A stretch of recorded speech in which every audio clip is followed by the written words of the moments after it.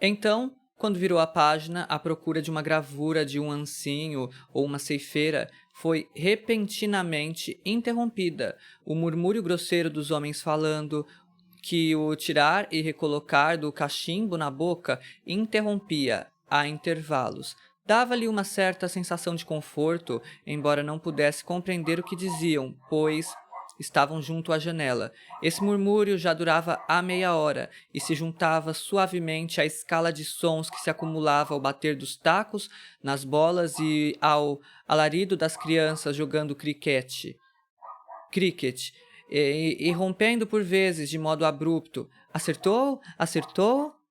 Mas, de repente, todo o ruído cessou, restando apenas a cadência monótona das ondas na praia, que quase sempre era um rufiar repousante e ritmado para os seus pensamentos, parecendo repetir sempre, enquanto se sentava com as crianças, as palavras consoladoras de uma velha canção de ninar. Eu cuido de você, eu sou o seu apoio, mas às vezes, repentina e inesperadamente, sobretudo quando sua atenção se desviava um pouco do que estava fazendo no momento, não tinha esse sentido tão calmo, pois, como o rufar fantasmagórico de tambores que batessem impiedosamente o sentido da vida, fazia pensar na destruição da ilha e no seu engolfamento com o mar, e a prevenia a ela cujo dia escapara, com um a fazer depois do outro, de que tudo era efêmero como um arco-íris, esse som que fora abafado e encoberto sob os olhos sons, sob os outros sons, de repente soou oco em seus ouvidos e a fez erguer os sons no impulso de horror. Eles haviam parado de falar, era essa a explicação. Escapando por um segundo a tensão de que fora possuída, passou como para se recuperar do dispêndio desnecessário de emoção, ao outro extremo de seu ser, que era frio, divertido e mesmo um tanto malicioso, e concluiu que o pobre Charles Tansley fora rechaçado. Isso não tinha muita importância.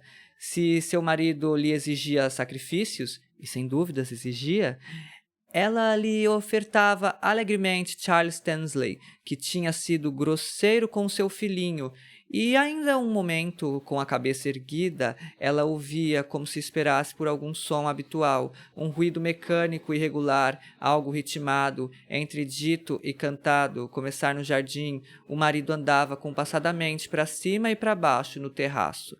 Algo entre um coachar e uma canção. Acalmou-se ainda uma vez, reconfortada, pois tudo ia bem, e tornando a olhar o catálogo, Soliria o colo, achou a gravura de uma faca com 6 lâminas, que James só poderia recortar se tivesse muito cuidado. De repente, um grito agudo, como o de um sonâmbulo meio acordado, algo como "Bombardeados por tiros e granadas!" Soou com a maior intensidade em seu ouvido e a fez voltar-se apreensivamente para ver se alguém mais ouvira. Era apenas Lily Briscoe, e estava contente por vê-la, e aquilo não importava, mas ao ver a moça de pé na extremidade do gramado, pintando, lembrou-se de que deveria manter a cabeça tanto quanto possível na mesma posição para o quadro de Lily. O quadro de Lily. A senhora Ramsay sorriu, com seus pequenos olhos chineses e seu rosto enrugado. Ela nunca se casaria, mas era uma criatura independente. A senhora Ramsay gostava dela por isso. E assim, lembrando-se de sua promessa, inclinou a cabeça. Sem dúvida, ele quase derrubou o cavalete, ao vir em sua direção, agitando as mãos e gritando: "Cavalgamos bem e com coragem!" Mas, felizmente, deu meia volta e se afastou cavalgando para morrer gloriosamente, suponha, nas alturas de Balaclava. Nunca alguém fora tão ridículo e tão assustador ao mesmo tempo. Contudo, enquanto ele se mantivesse assim, gritando, agitando, agitando-se, estava salva. Pelo menos não ficaria parado e quieto, olhando seu quadro. Era isso que Lily Briscoe não poderia suportar. Mesmo enquanto olhava o volume, as cores e linhas, a Sra. Ramsay sentada à janela com James, Lily Briscoe mantinha-se atenta repentinamente. Agora, porém, com todos os sentidos tão avivados, olhando tensa, até que a cor do muro e das iridáceas mais além se incendiaram em seus olhos. Tinha consciência de que alguém saía da casa e caminhava em sua direção, mas de certa forma adivinhou pelo modo de andar ser William Banks, e por isso, embora sentisse o pincel estremecer, não virou a tela na grama, como faria se fosse o Sr. Tansley, Paul Rayleigh, Minta Dowley ou praticamente qualquer outra pessoa, e deixou-a ficar onde estava. William Banks parou a seu lado. Hospedavam-se no mesmo lugar na cidade e assim, entrando e saindo, despedindo-se tarde na soleira da porta, faziam pequenos comentários sobre a sopa, as crianças, sobre isso, aquilo, o que os tornava aliados. Por isso, quando ele parou a seu lado com seu jeito judicial, tinha idade bastante para ser seu pai, um botânico, um viúvo, muito escrupuloso e limpo, cheirando a sabonete. Ela permaneceu no mesmo lugar, ele também. Os sapatos dela eram excelentes, observou ele. Permitiam aos dedos sua natural expansão. Habitando a mesma casa que ela, também notara como era arrumada, levantando-se antes do café e saindo para pintar sozinha, embora pobre, como era de supor, e sem a tez ou a sedução da Sra. Dole.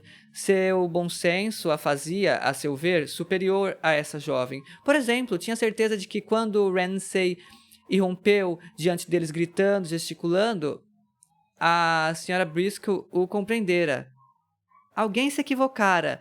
O Sr. Ramsay fixou os olhos neles, sem parecer vê-los, e isso os fez sentirem-se vagamente constrangidos. Juntos viram uma coisa que não queriam ver. Haviam penetrado em algum lugar muito íntimo. Foi provavelmente um pretexto, pensou Lily, para partir, para ficar fora de alcance, que fez o Sr. Banks quase imediatamente comentar que fazia frio e sugerir uma volta.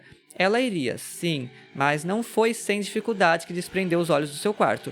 As iridáceas estavam de um violeta brilhante, o muro de um branco cintilante. Ela não considerava honesto modificar o violeta claro e o branco cintilante, já que os via assim, embora isso estivesse na moda depois da visita do Sr. Pensford. Então, sob a cor havia forma. Podia ver isso com clareza. Imperiosamente, quando pegava no pincel, é que tudo mudava. Era nesse voo momentâneo entre a paisagem e sua tela que os demônios a possuíam, levando-a à beira das lágrimas e tornavam a passagem da concepção para o trabalho tão terrível quanto era a incursão por um corredor escuro para uma criança. Assim se sentia frequentemente numa luta terrivelmente desigual para manter a coragem e dizer: mas isso é o que eu vejo, isso é o que eu vejo. E desse modo reunir em seu peito os restos miseráveis de sua visão que milhares de forças buscavam arrancar-lhe, e era também nesse momento, dessa forma fria e inconstante, que quando começava a pintar, pressionavam-na outros pensamentos, sua própria imperfeição, sua insignificância, tendo de esforçar-se muito para controlar seu impulso de se atirar ao colo da Sra. Ramsay. Graças a Deus, sempre resistira. E dizer-lhe, mas o que poderia dizer-lhe? Estou apaixonada por você? Não era verdade. Estou apaixonada por tudo isso? Com um gesto largo, abrangendo a sebe, a casa, as crianças? Era absurdo, impossível. Não se pode dizer o que se tem vontade de dizer. Por isso, pousou os pincéis ordenadamente na caixa, um ao lado do outro, e disse ao Sr. Banks: esfriou de repente, o sol parece estar menos quente. Falou, olhando em redor, pois tudo estava muito claro, a grama ainda de um suave verde profundo, a casa cintilando na sua folhagem com flores púrpuras de maracujá e gralhas lançando gritos cortantes no alto do azul. soltando gritos cortantes do alto azul. Mas alguma coisa moveu-se, brilhou, virou uma asa prateada no céu. Afinal era setembro, meados de setembro. E mais de 6 horas da tarde, assim, caminharam pelo jardim na direção costumeira, passando pela quadra de tênis e pela grama alta, até aquela clareira na espessa sebe, protegida por suas hastes de vermelho incandescente, como brasas de carvão queimado, por entre as quais as águas azuis da baía pareciam ainda mais azuis. Vinham até ali regularmente, todas as noites, arrastados por alguma necessidade. Era como se a água fluísse e fizesse com que os pensamentos estagnados em terra firme deslizassem por ela e dessem até mesmo a seus corpos uma espécie de alívio físico. Primeiro, o movimento da cor inundava a baía de azul e o coração expandia-se com ele e o corpo nadava, para somente no instante seguinte ser reprimido e enregelado pela cortante escuridão das ondas inquietas. Então, bem atrás da grande rocha negra, quase toda noite jorrava irregularmente uma fonte de água branca, de modo que se tinha de aguardá-la, e era um deleite quando a água brotava, enquanto se esperava por ela. Via-se na pálida praia, em semicírculo, onda após onda, derramar continuamente uma névoa suave em tons de madrepérola. Os dois permaneciam ali, sorridentes. Ambos sentiram uma alegria incomum, exaltados pelas ondas em movimento, e então pela corrida cortante e rápida de um barco que, tendo traçado uma curva na baía, parou, estremeceu, deixou tombar a vela, com um instinto natural para completar o quadro. Após esse rápido movimento, ambos olharam para as dunas distantes e, em vez de alegria, uma certa tristeza abateu-se sobre eles, em parte porque tudo estava completo, em parte porque paisagens distantes parecem ultrapassar de 1 milhão de anos, pensou Lily, aquela que as observa e estar em comunhão com um céu que contempla uma terra em completo descanso. Olhando as dunas longínquas, William Banks pensou em Ramsay andando sozinho, com largas passadas, por um longo caminho, com a solidão que parecia ser seu ar natural, mas isso foi repentinamente interrompido. William Banks lembrou-se e devia referir-se a algum incidente real, de uma galinha estirando as asas para proteger uma ninhada de pintinhos, e Ramsay, parando, apontara sua bengala e dissera: "Bonito, bonito", o que era como uma estranha centelha no coração, que mostrava sua simplicidade, sua simpatia para com as coisas humildes. Parecia-lhe, no entanto, que sua amizade cessara ali, naquele trecho de estrada. Depois Ramsay se casara, e mais tarde, com uma coisa e outra, a melhor parte de sua amizade se fora. De quem era a culpa? Não saberia dizer. Apenas após algum tempo, a repetição tomara o lugar da novidade. Era para repetir que se encontravam, mas nesse mudo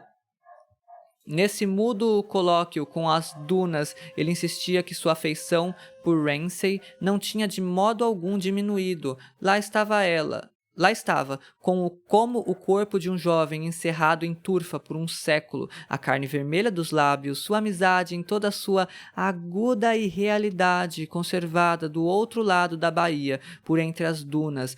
Angustiava-se em pensar em sua amizade e talvez também por querer escapar à acusação de que teria envelhecido e ficado enrugado.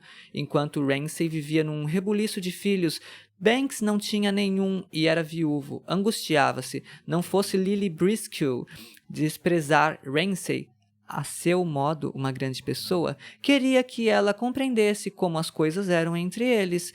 Sua amizade começara há muitos anos e acabara numa estrada de Westmoreland, onde uma galinha aninhara seus pintinhos entre as asas. Depois, Ramsay se casara e seus caminhos se separaram, e passou a haver, sem dúvida, ninguém era culpado disso, uma certa tendência, quando se encontravam, à repetição. Sim, era isso, acabara. virou-se de costas para o mar e, tendo-se voltado para seguir por outro caminho, o Sr. Banks emocionou-se com coisas que não o tocariam se essas dunas não lhe tivessem revelado o corpo daquela amizade encerrado em turfa, emocionando-se, por exemplo, com Cam, a menininha, a filha menor de Ramsay. Ela colhia um ramo de alelis junto à água. Era rebelde e violenta. Não daria uma flor ao cavaleiro, como a babá mandava. Não, não, não daria. Cerrou os punhos e bateu o pé. O Sr. Banks sentiu-se velho e triste e, de certa forma, enganado sobre sua amizade. Só por causa dela, devia ter envelhecido e ficado enrugado. Os Ramsays não eram ricos e era um prodígio como conseguiam dar conta de tudo aquilo. 8 filhos, alimentar 8 filhos de filosofia. Lá adiante passeava outro deles, Jasper, que ia atirar num passarinho, como disse com indiferença ao passar, sacudindo a mão de Lily como uma alavanca de bomba, coisa que fez o Sr. Banks comentar amargamente que era ela a favorita.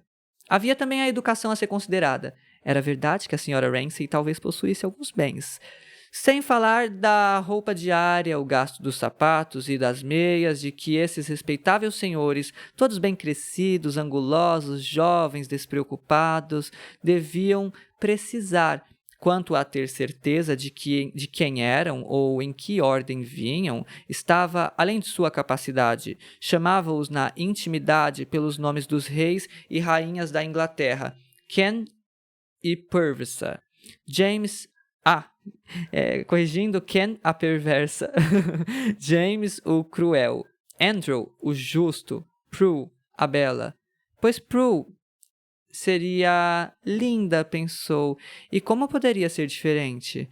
E Andrew seria inteligente enquanto caminhava pela estrada e Lily Briscoe dizia sim ou não e concordava com seus comentários, pois gostava de todos, amava o mundo. Ele ponderava o caso de Ramsay, comiserava-se dele, invejava-o, como se o tivesse visto privar-se de todas as glórias do isolamento e austeridade que o coroavam na sua juventude para se embaraçar definitivamente no alvoroço e na agitação dos problemas caseiros.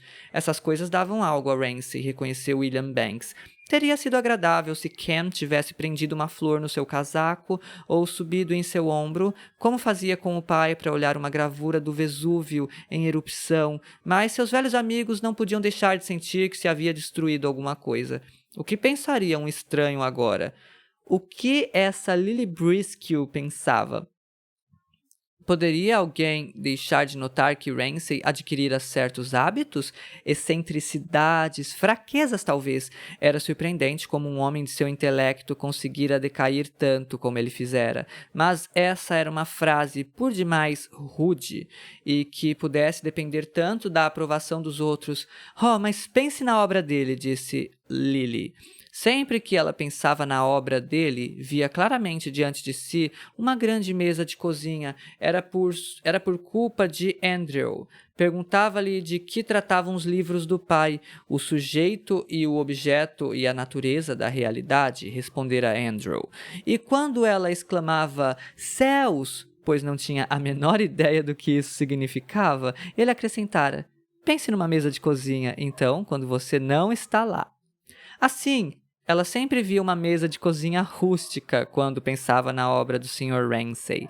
Estava pousada agora na forquilha de uma peneira, pois tinham alcançado o pomar, e com um penoso esforço de concentração, focalizou sua mente não nas pregas prateadas da casca da árvore ou nas folhas que tinham a forma de peixes, mas em uma mesa de cozinha imaginária, uma dessas toscas mesas de madeira, ásperas e cheias de nós, cuja principal virtude parece ser a de terem sempre ficado ali, despojadas, durante anos de integridade muscular, com as 4 pernas ao vento. Naturalmente, se a vida de uma pessoa transcorresse na visão dessas essências angulares, na redução dessas noites maravilhosas com nuvens purpúreas, azuis e prateadas, a uma mesa de pinho com 4 pernas, e era um sinal de maior inteligência fazê-lo, naturalmente não se poderia julgar essa pessoa como alguém comum.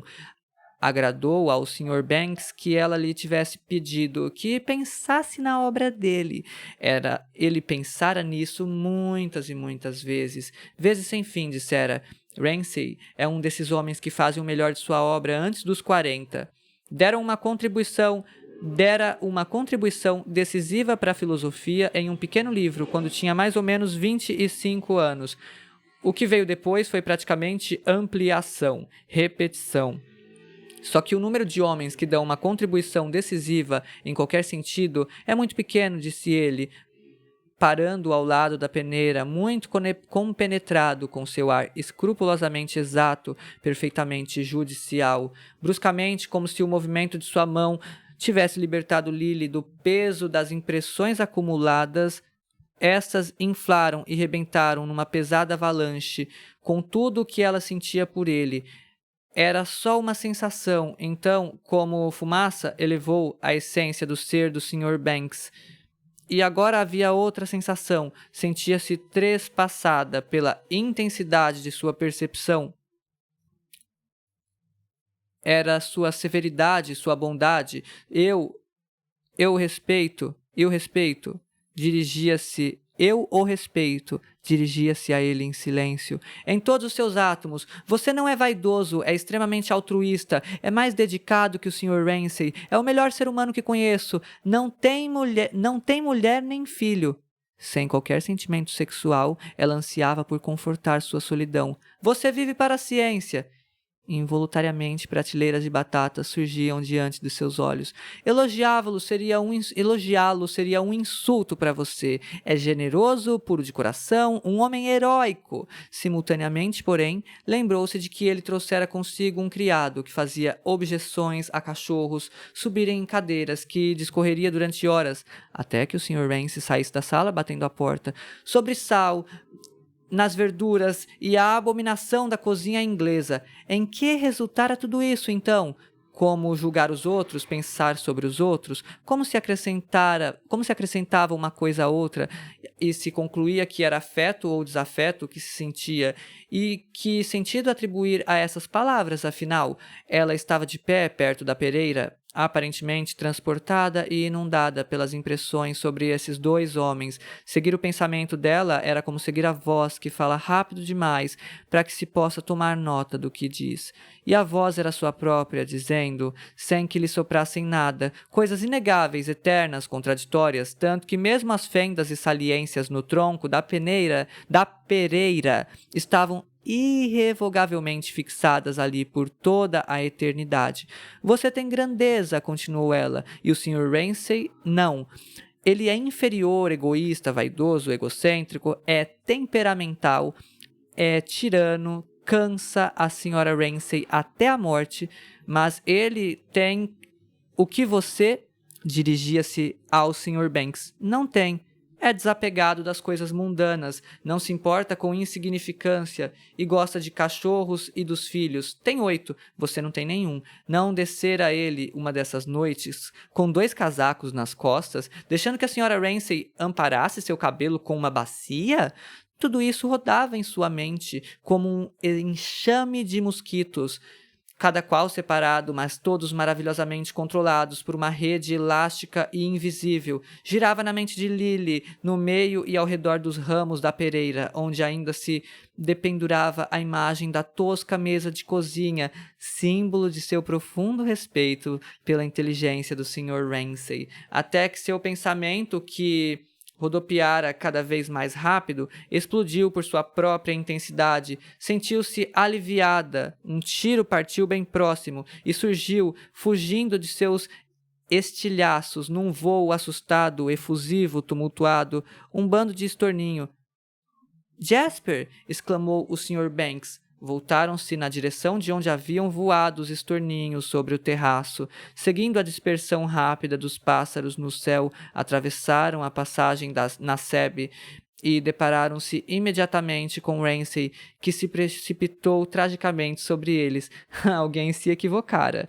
Aos olhos desse, translúcidos de emoção, arrogantes, de trágica intensidade, encontraram os deles por um segundo e pestanejaram à beira do reconhecimento, mas então, esboçando um gesto até o rosto como para afastar, expulsar, numa angustiante e persistente vergonha, o olhar deles, que era absolutamente normal, Ramsay parecia implorar-lhes que refreassem por um momento o que ele sabia ser inevitável, como se impusesse a eles seu próprio ressentimento infantil por ter sido interrompido. Contudo, mesmo no momento da revelação, não seria completamente destroçado. Estava decidido a rever algo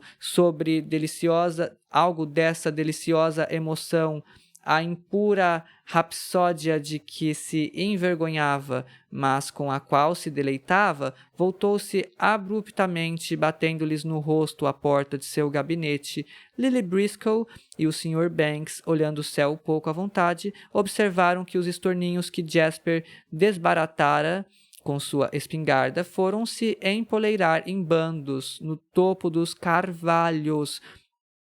E mesmo que amanhã o tempo não fique bom, ficará melhor no outro dia qualquer, disse a Sra. Ramsay, erguendo os olhos para dar uma espiadela em William Banks e Lily Briscoe, que passavam. E agora disse, pensando que o charme de Lily eram os olhos de chinesa, oblíquos no seu rostinho branco e enrugado, só que seria necessário um homem muito inteligente para descobrir isso.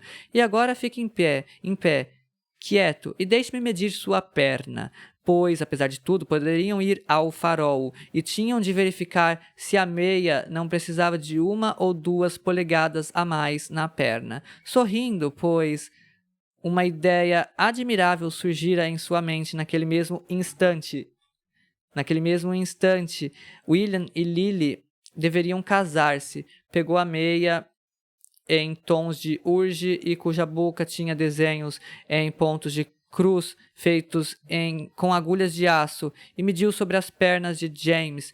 Meu querido, fique quieto, disse, pois James, no seu ciúme, não gostava de servir de modelo para o filho menor do faroleiro. Agitava-se a propósito, e assim como poderia ela ver se estava comprida ou curta demais? Perguntou. Ergueu os olhos.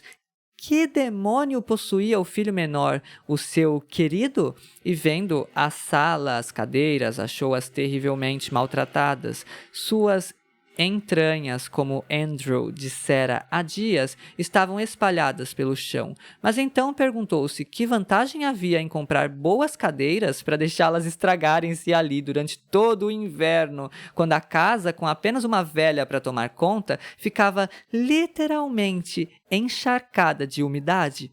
Não importava, o aluguel era precisamente de 2 pences e meio, e as crianças as crianças a adoravam. Fazia bem ao marido ficar a 300 milhas de sua biblioteca, das conferências e discípulos, e havia lugar para visitas, esteiras, camas de campanha, carcaças desengonçadas de cadeiras e mesas, e cadeiras cujo tempo de utilidade em Londres terminara e que serviam bastante bem ali. Uma fotografia ou 2 e livros. Livros, pensou, cresciam por si mesmos. Nunca tinha tempo para lê-los. Coitada! Nem mesmo os livros que lhe tinham sido dados e assinados pela mão do próprio poeta. Para aquela cujos desejos devem ser obedecidos. A mais alegre Helena de nossos dias, era vergonhoso confessá-lo, mas nunca os lera. E Crome, escrevendo sobre o intelecto, e Bates, escrevendo sobre os costumes selvagens da Polinésia. Meu querido, fique quieto, disse. Não se poderia mandar nenhum desses para o farol, e imaginava que um dia a casa ficaria tão estragada que algo precisaria ser feito. Se eles conseguissem aprender a limpar os pés e não trazer areia para dentro de casa, já seria alguma coisa. Caranguejos ela tinha de permitir, enquanto Andrew quisesse realmente dissecá-los e enquanto Jasper acreditasse que se poderia fazer sopa de algas. Não se poderia evitá-las, nem os objetos de Rose, contas, juncos, pedras, pois eram bem dotados os seus filhos filhos, só que de formas diferentes, e o resultado disso, suspirou, enquanto media a sala com os olhos, apoiando a meia na perna de James, era que a cada verão as coisas ficavam mais gastas. O tapete estava desbotado, o papel de parede descolava, já não se podia dizer que haviam rosas nele. Além disso, se todas as portas de uma casa são invariavelmente deixadas abertas, e nenhum serralheiro em toda a Escócia é capaz de consertar um ferrolho, é claro que as coisas se estragam. De que servia colocar um chale verde de caxemira sobre a moldura de um quadro? Em 2 semanas ficaria da cor de sopa de ervilhas. Eram as portas que mais aborreciam. Todas as portas eram deixadas abertas. Punha-se à escuta a da sala de visitas, que estava aberta, a do vestíbulo estava aberta. Parecia que as do banheiro estavam abertas, e sem dúvida a janela que dava para o cais estava aberta, pois ela mesma a abrira. Era simples, janelas abertas, portas fechadas. Contudo, ninguém era capaz de se lembrar disso. Ela entraria nos quartos das empregadas à noite e os encontraria trancados como fornos, exceto de Mary, a moça suíça que preferia passar sem um banho do que sem ar fresco. Dissera que na sua terra as montanhas são muito lindas. Dissera-o ontem, olhando pela janela com lágrimas nos olhos. As montanhas são muito lindas. Seu pai estava à morte lá, sabia a senhora Ramsay, ia deixar os filhos órfãos, ralhando e demonstrando como fazer uma cama, como abrir uma janela, com mãos que adejavam como as de uma francesa.